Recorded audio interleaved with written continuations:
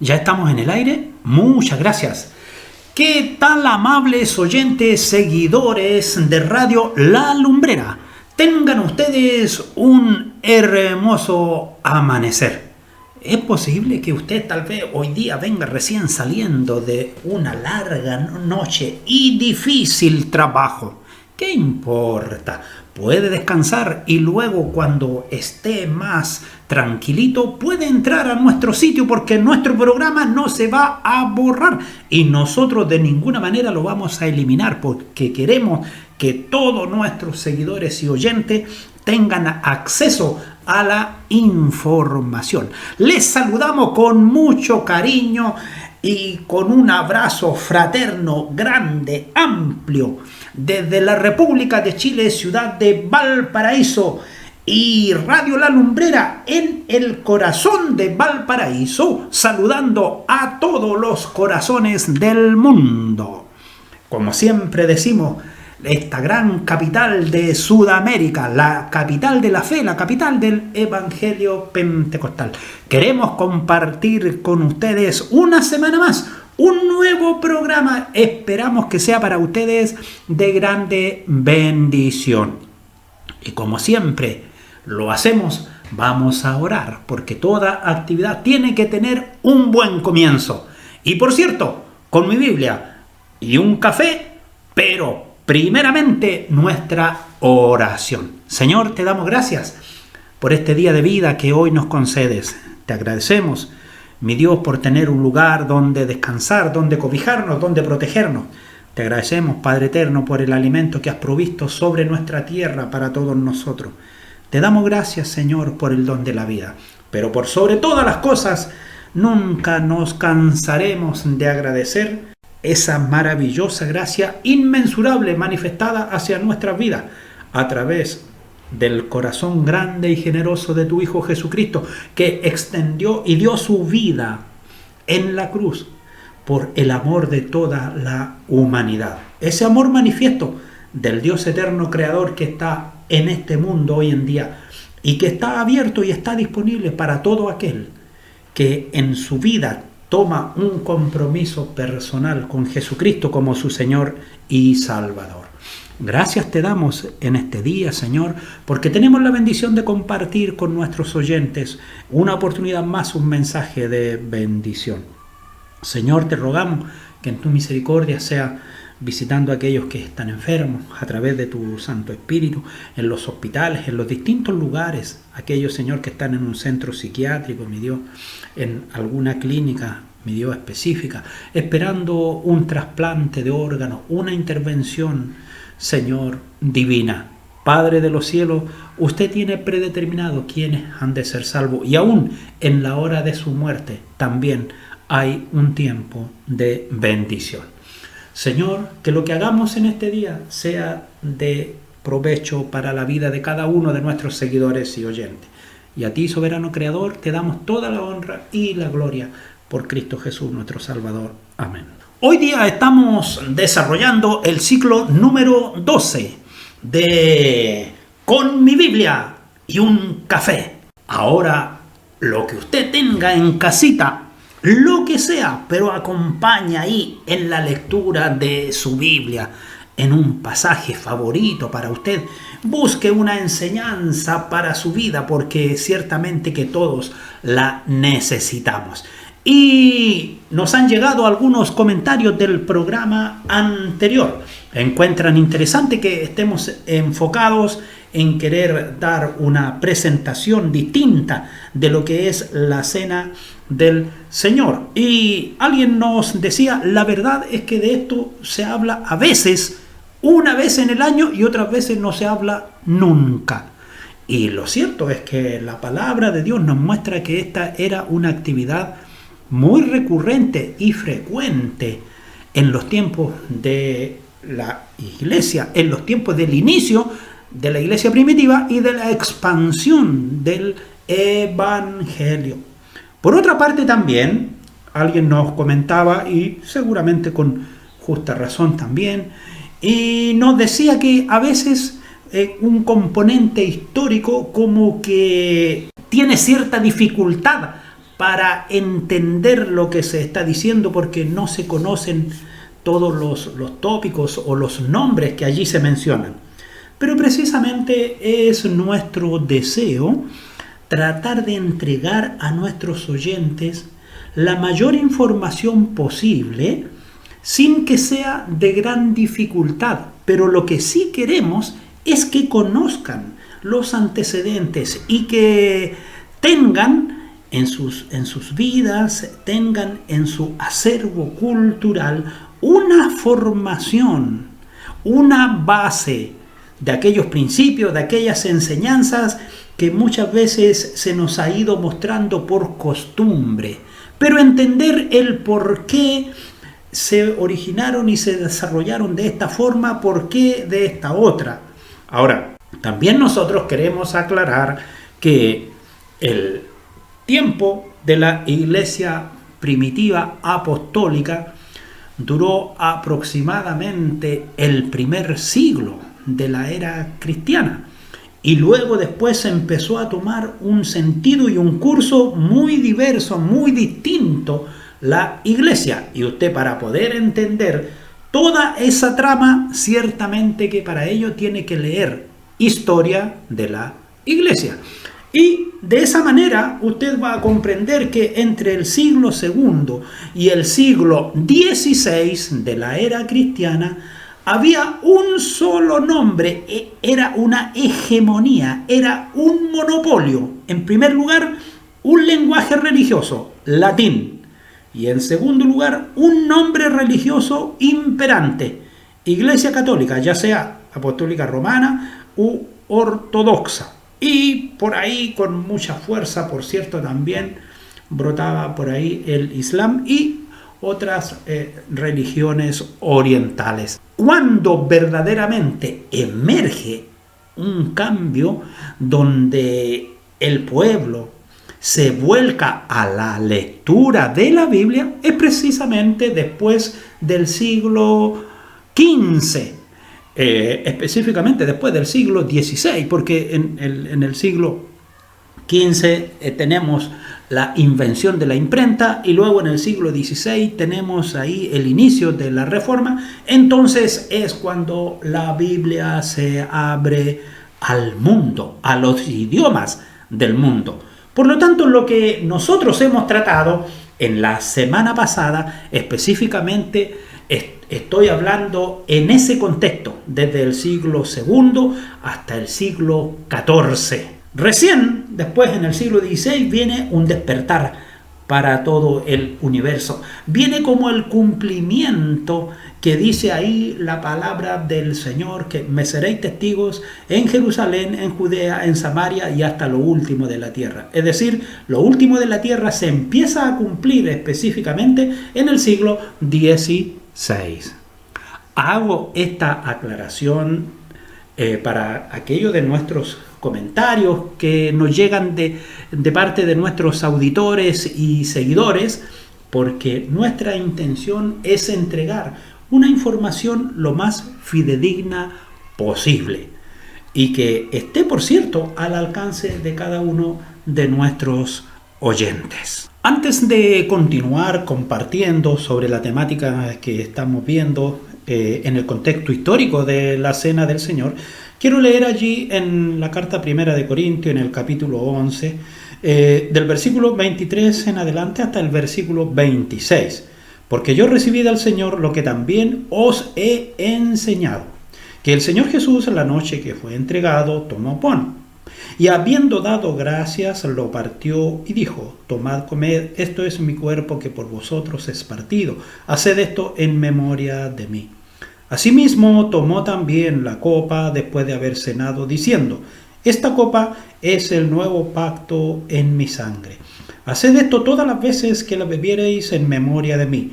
Así pues, todas las veces que comiereis este pan y bebiereis de esta copa, la muerte del Señor anunciáis hasta que Él venga. Una hermosa lectura e importante. ¿Por qué razón? Porque son escritos del apóstol Pablo, quien verdaderamente no estuvo presente junto a los discípulos de nuestro Señor Jesucristo, pero sí es un seguidor, un fiel seguidor a quien Dios se le muestra allí cuando iba camino a Damasco.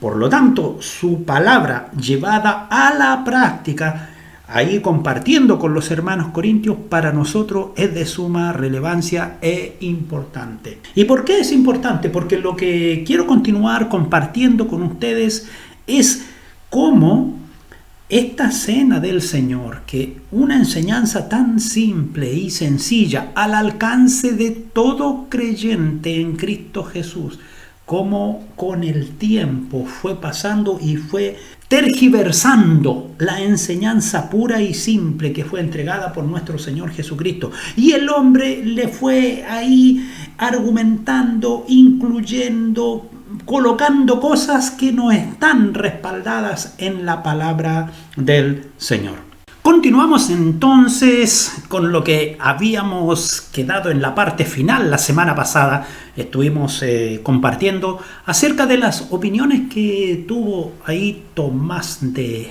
Aquino y que fueron allí refrendadas y confirmadas en el Concilio de Trento en el año 1546, en las cuales se le dio real fuerza a través de un dogma al tema de la transubstanciación, que lo conversamos anteriormente.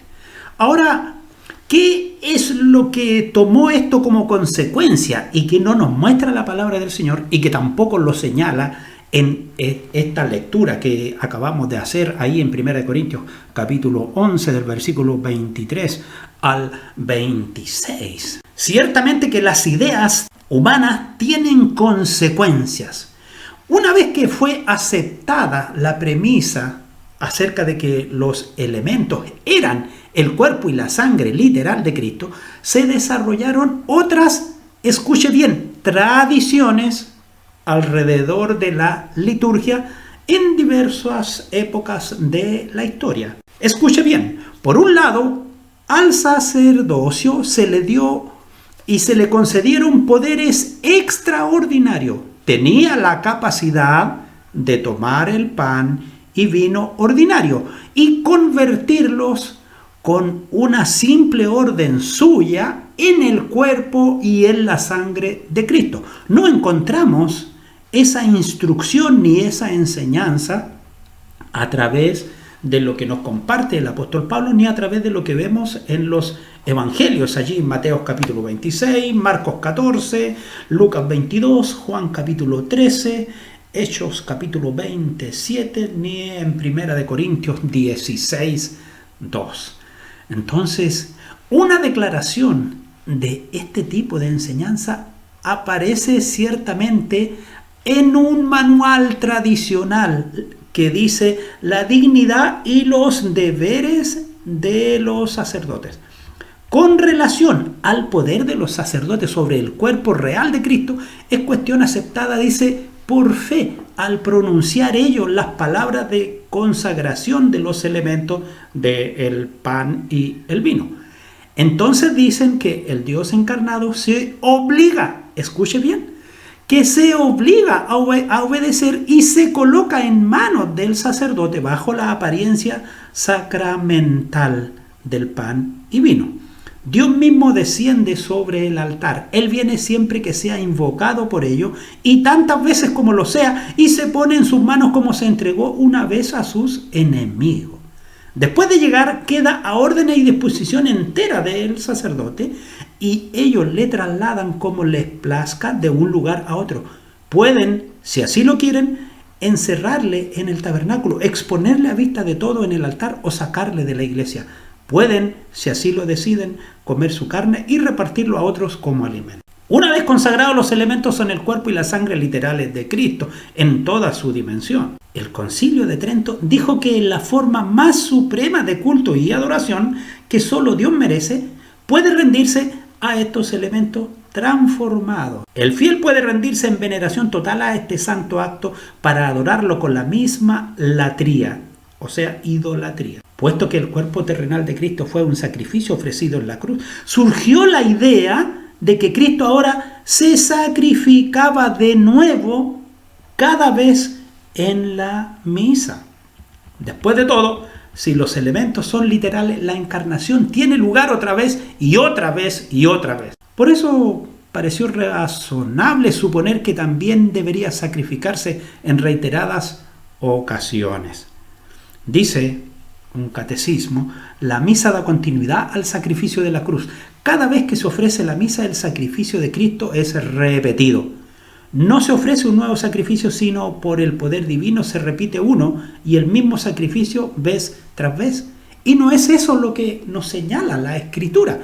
Por eso que es importante que nosotros conozcamos, amables oyentes, los antecedentes históricos de por qué se ha tergiversado una enseñanza tan sencilla y que prohíbe a un verdadero creyente en Cristo Jesús a tomar parte, tal como lo enseñó el Señor Jesús, del pan y del vino. Las palabras "no se ofrece un nuevo sacrificio" no deberían de interpretarse para significar que la misa es de alguna manera una representación simbólica del sacrificio de Cristo. Y nuevamente el Concilio de Trento declara de forma explícita que en la misa se ofrece un sacrificio expiatorio, verdadero y adecuado a Dios, válido tanto para vivos como para muertos. Otra tergiversación que no aparece en la Sagrada Escritura. El sacrificio a través de la misa es idéntico al sacrificio de la cruz, por lo cual, según se dice, Jesús es tanto sacerdote como víctima. Y la única diferencia radica en la manera de hacer la ofrenda, que en la cruz fue sangrienta y en el altar sin sangre. Fíjense que como una forma así matemática se ha calculado que Cristo es sacrificado así a través de la misa unas 200.000 veces diarias en el mundo entero. ¿Podemos entender esto? Para una comprensión histórica, evidentemente, pero no es eso lo que nos muestra y nos enseña la palabra de Dios. Ahora, el desarrollo verdaderamente de esta liturgia corresponde a una visión exaltada y fuera de lugar de los elementos. La sencilla oración hecha por Cristo en la primera cena se convirtió en un ritual minucioso y en poco tiempo, a través de la misa, dejó de parecerse a lo narrado en los evangelios. El acto llegó a ser tan fastuoso y prolijo que el gran Voltaire llegó a denominarlo el espectáculo melodramático de los pobres. La gente común y corriente no tenía permitido participar de la copa, porque como se había enseñado que a través de la invocación del sacerdote el pan y el vino verdaderamente se transformaban en el cuerpo real y en la sangre real de Cristo, entonces no se le permite al sacerdote compartirle vino a los feligreses, porque si cae una gota de eso que ellos llaman la sangre, el sacerdote recibe una sanción canónica. Después de todo, era posible que echaran por el piso la sangre de Cristo. Entonces, de esa manera surgió la noción de que ni siquiera se podía comer la hostia, a no ser que el participante se abstuviera de alimento durante varias horas previas, para que la carne de Cristo no se mezclara con otros alimentos. Otra tergiversación que no señala así la Escritura, no lo dice, de ninguna manera, no da ninguna explicación a eso. Por lo tanto, son solo supuestos. Ahora, por el contrario, al mandato de lo que el Señor Jesús dijo a sus discípulos, bebed de ella todos. Mateo 26, 27. Y por cierto que Marcos también lo registró, y bebieron de ella todos. Marcos 14, 23. En el Nuevo Testamento, todos los discípulos comieron el pan y bebieron de la copa por igual. Es más, lo hicieron inmediatamente después de comer aquella cena recordatoria de fiesta nacional que se conocía como la Pascua. Una tradición conllevó a la siguiente. Ahora, la misa empezó a ser utilizada no solo para los vivos, sino que también empezó a usarse para los muertos, algo que no señala la Escritura en el momento en que el Señor Jesús instituye la cena. ¿Pero qué es lo que estaba ocurriendo ahí? ya ahí era solo el poder del hombre actuando sobre lo dicho por la palabra de Dios. En la actualidad se ha desvanecido la mera pretensión de que estas prácticas están basadas en la Escritura.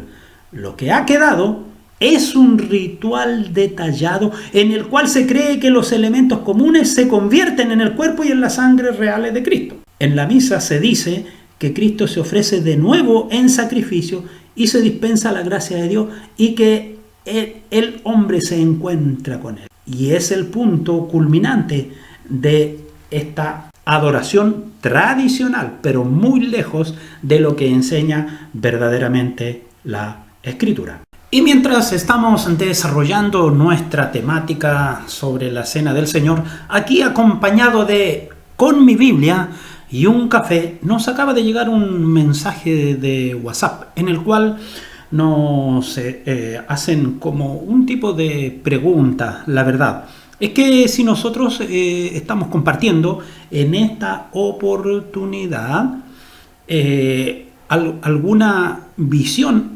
respecto a la Cena del Señor, pero contrastado con lo que enseña la tradición religiosa. Y precisamente el principio de nuestro programa lo hemos señalado, que estamos viendo cómo a través de la historia esta enseñanza tan sencilla que dejó nuestro Señor Jesucristo fue tomando tantos cambios, tantas variaciones, se fue haciendo tan compleja que se fue alejando de la vida de los feligreses. Mucho mayor todavía cuando no se daba a conocer la Sagrada Escritura, cuando no se hablaba con la Biblia abierta, sino que se decía lo que los oyentes suponían que la Escritura así lo tenía establecido. Pero no, era lo que la costumbre y la tradición quería impartir, y era más bien lo que a través de distintos concilios en distintas épocas del tiempo y de nuestra era cristiana se habían ido tomando, más que un apego a lo que señala la Escritura, lo que decía la tradición y lo que recomendaban aquellos que en su época se levantaban como los eminentes eruditos y entendidos del texto sagrado. Pero por ese es el motivo por el cual estamos nosotros haciendo hincapié, cómo ha ido avanzando en el tiempo. Ya estamos hablando prácticamente del siglo XIV, siglo XV. En esa época se empezaron a manifestar distintas tendencias religiosas. Aparecen, por ejemplo, en el siglo X los valdenses, en el siglo XI los albigenses, en el siglo XIV los hugonotes, y así vamos avanzando en el tiempo y van apareciendo distintos movimientos cristianos apegados a la Sagrada Escritura, hasta que llegamos ya a confrontarnos de firme en el siglo XVI con la Reforma protestante, la cual fue impulsada, la cual hizo explosión a través del liderazgo de Martín Lutero, quien, por cierto, en su formación personal, religiosa y académica, era procedente del mundo católico, apostólico y romano, la Iglesia de Occidente, porque en el área oriental está la Iglesia ortodoxa, la Iglesia copta y otras iglesias que surgieron a través de los siglos debido a la división de la Iglesia Católica Universal. Y estábamos compartiendo acerca de esta descripción sobre la transubstanciación, un trato que se le había dado a los elementos de la Cena del Señor, que es el pan y el vino. Y a raíz de ello también cómo fue esto entrando en medio del ritual de la época y del tiempo y fue trascendiendo los siglos hasta que llegó finalmente a ser parte importante dentro de la liturgia y de lo que nosotros conocemos como la misa. Ahora, No estamos de acuerdo de ninguna manera en que los elementos participantes de la cena del Señor, el pan y el vino, sean transformados. De ninguna manera, porque no es eso lo que señala la Escritura. Pero sí podemos hacernos una pregunta todavía más importante. ¿Debe Cristo ofrecerse como sacrificio una y otra vez? La Escritura señala que no, que el sacrificio de nuestro Señor Jesucristo fue único, una vez y para siempre. Ahora, ¿qué es lo que sucede en la religión tradicional? Bueno, cada vez que hay una misa, no solo es una representación simbólica de los sufrimientos de Cristo. La postura de la Iglesia Universal es que Cristo es sacrificado de manera repetida. Por eso decíamos anteriormente que si hacemos así una pequeña evaluación, podemos decir que más de 200.000 veces diarias está siendo sacrificado Cristo a través de este ritual. Ahora, ¿en qué se basa la Iglesia Universal para esto? ¿Cómo entiende el tema de los sacrificios y de los rituales? Es que están basados en el Antiguo Testamento, donde se ofrecían sacrificios de manera continua. Si bien es cierto, la celebración de la Pascua hebrea es la base que nos permite ver en el Nuevo Testamento la institución de la Cena del Señor. Lo que nosotros llamamos la Cena del Señor a través de nuestro Señor Jesucristo fue precisamente cuando se estaba celebrando esa festividad.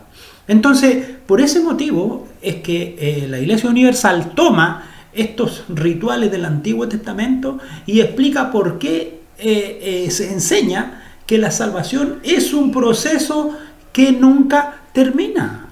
Mire, algo totalmente contrario a lo que nosotros predicamos y enseñamos y testificamos, que la salvación es dada por gracia y fue dada a través de la obra de nuestro Señor Jesucristo, por su sangre derramada en la cruz. Y no es que sea un proceso que nunca termina. Lo que no se termina hasta cuando nuestra vida concluya sobre esta tierra o hasta cuando Cristo venga por su iglesia es el proceso de santificación, porque dice la Escritura que nuestro corazón está de continuo al mal. Evidentemente porque estamos en un cuerpo mortal en el cual es confrontado al pecado día a día, minuto a minuto, segundo a segundo. Pero no así el don salvífico de parte de Dios. Ahora, aun si el pasado es perdonado, como bien señala la Escritura, pues el día de mañana es otro día y es otro comienzo. Pero la religión tradicional enseña a las masas que no tienen salvación y que tienen que estar continuamente con la confesión, con las oraciones a los santos, participando de la misa. Y verdaderamente todas estas cosas nunca establecen una relación con Dios. No es eso lo que enseña la Escritura. Y por supuesto que de acuerdo con esa mentalidad, el sacrificio de Cristo en la cruz tampoco termina jamás, sino que lo ofrecen una y otra vez en repetidas ocasiones. Lo que va totalmente en contra de lo que establece la Escritura. Cuando nosotros examinamos la carta a los hebreos en el Nuevo Testamento, el cual tiene una declaración explícita de que el sacrificio de Cristo fue suficiente para Dios y por eso fue ofrecido una sola vez para siempre. Se establecen 4 contrastes en el sacrificio de Cristo con respecto a los del Antiguo Testamento. Y usted puede examinarlo ahí en Hebreos 10, del versículo 10 al versículo 14. Y doy lectura para que podamos comentar en propiedad. En esa voluntad somos santificados mediante la ofrenda del cuerpo de Jesucristo, hecha una vez para siempre. Y ciertamente todo sacerdote está día tras día ministrando y ofreciendo muchas veces los mismos sacrificios que nunca, escuche bien, lo dice la Biblia, no lo digo yo, que nunca pueden quitar los pecados. Pero Cristo, habiendo ofrecido una vez para siempre un solo sacrificio por los pecados, se ha sentado a la diestra de Dios. De ahí en adelante esperando hasta que sus enemigos sean puestos por estrado de sus pies. Porque con una sola ofrenda hizo perfecto para siempre a los santificados. De modo que lo que la tradición y la cultura religiosa católica universal ha enseñado y ha impuesto sobre la ignorancia de la sociedad y de los hombres no es lo que nos enseña la Sagrada Escritura.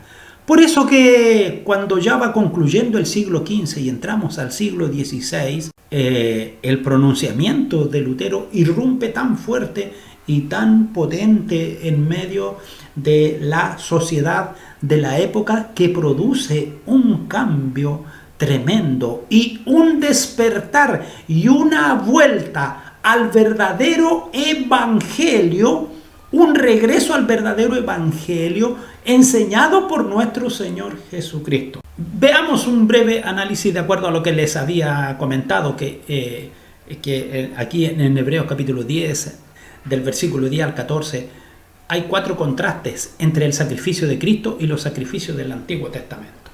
Primero, en el Antiguo Testamento muchos sacerdotes ofrecían sacrificios. De hecho, lo hacían trabajando por turnos. Y eso usted lo puede examinar cuando lee ahí en el libro de Levíticos, en Números, en el Éxodo, en el Pentateuco completo, para entender cómo fue establecido el sistema de turnos sacerdotal. 2. Se ofrecían muchos sacrificios día tras día, siempre que se cometía pecado.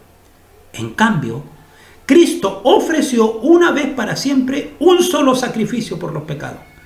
Su obra puso fin para siempre al sistema sacrificial del Antiguo Testamento. 3. Los sacrificios del Antiguo Testamento solo podían cubrir pecados pasados y por esa razón debían de ofrecerse una y otra vez.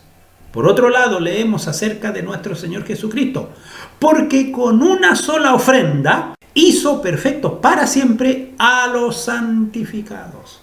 ¿A los santificados? ¿A quiénes? A los apartados. A los apartados para el reino de Dios. 4. Los antiguos sacerdotes tenían prohibido sentarse mientras trabajaban en su turno. Pero Cristo, dice la Escritura, no lo dice la tradición, no lo digo yo como una persona religiosa, lo dice la Escritura, y esa es mi guía, esa es mi base. Esa fue la gran discusión que tuvo Ulrico Zwinglio, el suizo, con Lutero, porque Lutero se guiaba por lo que él había aprendido en base a los estudios recibidos, pero Zwinglio se guiaba por lo que él estaba leyendo a través de la Escritura. Los antiguos sacerdotes tenían prohibido sentarse mientras trabajaban en su turno. Pero Cristo se sentó a la diestra de Dios, Padre, porque su obra quedó terminada. Entonces, ¿qué sentido tiene que cada vez que se ofrece la Eucaristía nuevamente estemos hablando del sacrificio de Cristo y hablamos de que Dios baja y que puede ser llevado y que puede ser transportado por un determinado hombre pecador como todos nosotros? Eso no tiene congruencia con la Escritura. Tal como hemos dicho, la religión universal se basa en un modelo de sacrificios y rituales del Antiguo Testamento. El sacerdocio, la naturaleza perpetua del ofrecimiento de sacrificios, la noción de que la salvación no es completa y todas esas cosas más ligadas por el estilo, todas ellas hacen evidencia que no se ha apreciado y no se ha comprendido la diferencia radical que hizo sobre nuestra tierra el nacimiento vida y obra redentora de nuestro Señor Jesucristo. Ahora, cuando ya vamos entrando a los albores del siglo XVI, es insoslayable que no tengamos que encontrarnos con la presencia de Lutero. Como cualquier católico devoto y muy bien formado en aquellos principios, él creyó en lo que se sostenía sobre la transubstanciación y como sacerdote consagró muchas veces los elementos. Tuvo que leer todos los manuales y pasó por una preparación meticulosa para oficiar esa solemne ocasión. Estaba acostumbrado a tomar su lugar frente al altar y recitar la liturgia hasta llegar a las palabras que, comillas, ofrecemos a ti el Dios vivo, verdadero y eterno. Pero en ese punto se volvía Lutero presa del terror y más adelante recordó lo que sentía. ¿Quién soy yo, dijo, para levantar mis ojos o mis manos ante la majestad de Dios? Los ángeles le rodean y la tierra tiembla ante su voz.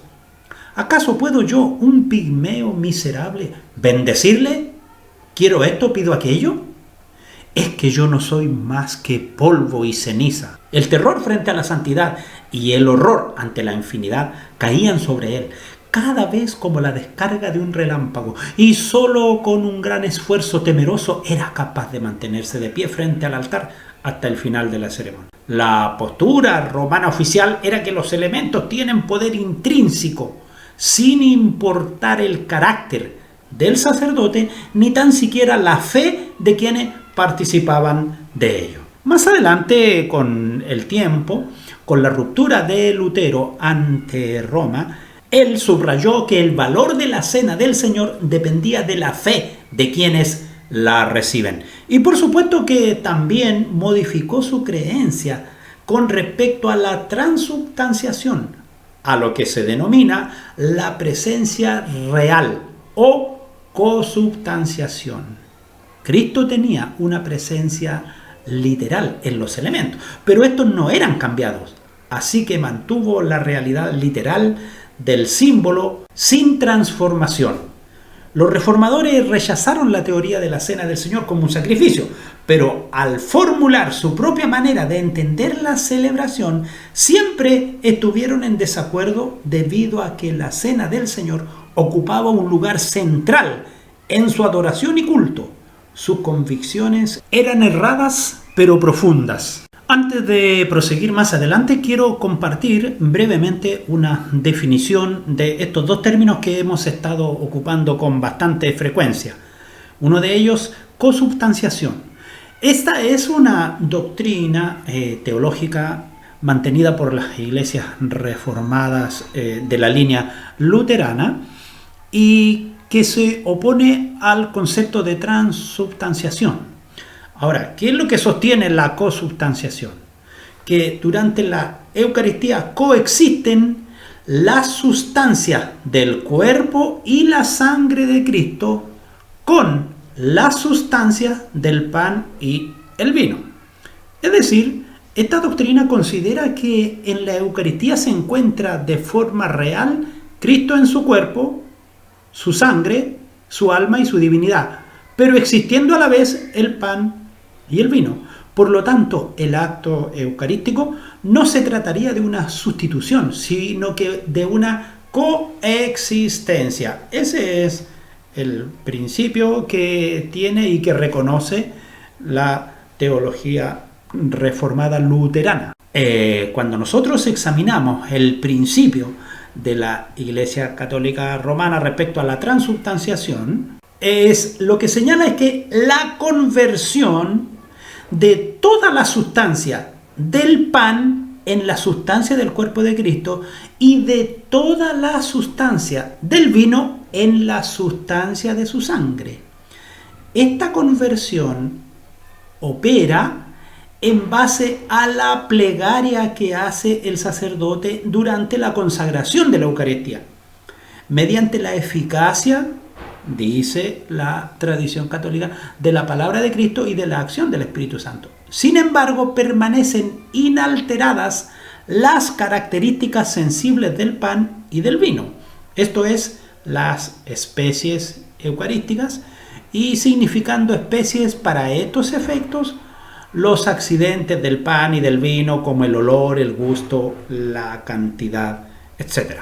Quería insertar esas dos definiciones para que en el proceso de el ir escuchando la exposición puedan tener clara esa definición, y así no haya ni quede sembrada una duda ni tampoco un error interpretativo. Y amables oyentes, la luz roja de nuestro estudio nos indica que estamos llegando al término de este programa.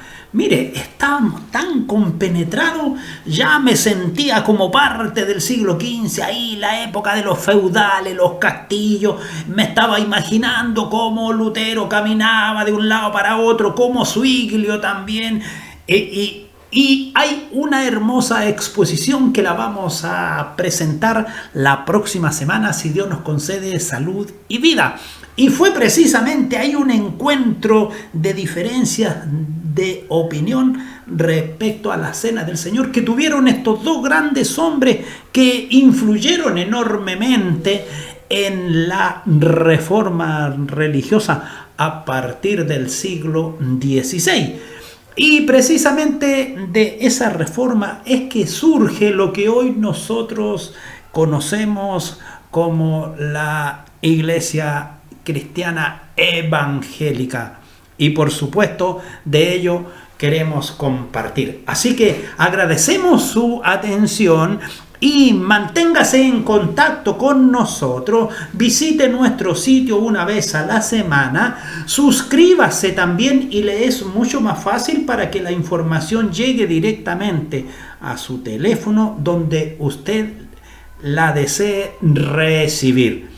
Porque nosotros tenemos toda la voluntad de compartir con cada uno de ustedes estas enseñanzas que ciertamente no solo son cultura para nuestra vida, sino que también nos dan una visión de lo que enseña la Escritura y de lo que muchas veces nosotros mal interpretamos, mal entendemos. ¿Por qué razón? Porque no hemos leído. Y eso es lo que ocurrió desde el siglo XVI hacia atrás. Las personas no tenían acceso a la Escritura, no tenían acceso a la Biblia. Por eso, como eran ignorantes de la Escritura, entonces solo ponían oído a lo que alguien les decía. De ahí viene un dicho que es muy cierto, que en el país de los ciegos el tuerto es rey. Claro, como las personas no leían la Escritura, por lo tanto no sabían lo que ella verdaderamente enseñaba, estaban ciegos a la palabra de Dios. De modo que si alguien les pronunciaba y les decía algo, lo aceptaban plenamente, lo aceptaban a ciegas, sin haber comprobado ni haber verificado lo que decía la Escritura, como lo hicieron los hermanos de Berea allí en el libro de los Hechos, que nos explica muy bien. Y amables oyentes, vamos a orar. Señor, te agradecemos a esta hora del día por la bendición que nos concede de compartir con nuestros oyentes. Gracias te damos por todos aquellos que semana a semana están, Señor, siguiendo nuestras exposiciones.